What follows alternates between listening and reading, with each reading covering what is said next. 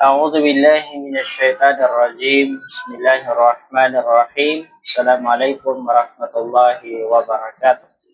Amin na mahal na kapatid sa pananampalatayang Islam. Alhamdulillah, tayo ay salamat sa Allah dahil tayo ay umabot na naman sa umaga nito. No? At ang ating topic ngayon ay kung ano yung adkar, mga dhikr kapag tayo ay nagising na tulog no, mula sa pagkatulog.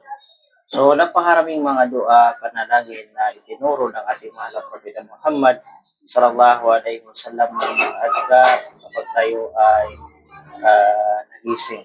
At karapat lamang sa isang Muslim na mayroon tayong mga alam o mga kabisado ng mga dua na babasahin natin tuwing umaga na tayo ay nagising mga kapatid sa Islam, no? Alam naman natin ang dahilan kung bakit tayo nilikha ng Allah dito sa mundo para sambahin si Allah Subhanahu wa Ta'ala. So isa po sa mga dua, mga adkar ay tinuro ng ating mahal na Propeta Muhammad sallallahu alaihi wasallam na pwede natin basahin kapag tayo ay nagising mula sa pagkatulog ay ang Alhamdulillahilladzi ahyana ba'da ma amatana wa ilayhi nusyur. No? Alhamdulillahilladzi ahyana ba'da ma amatana wa ilayhi nusyur. So yun daw po yung dua o adkar na pwede natin basahin kapag tayo ay nagising mula sa pagkatulog mga kapatid sa Islam. No, kinakailangan natin purihin, magpasalamat sa Allah Subhanahu wa Ta'ala dahil tayo ay nagising.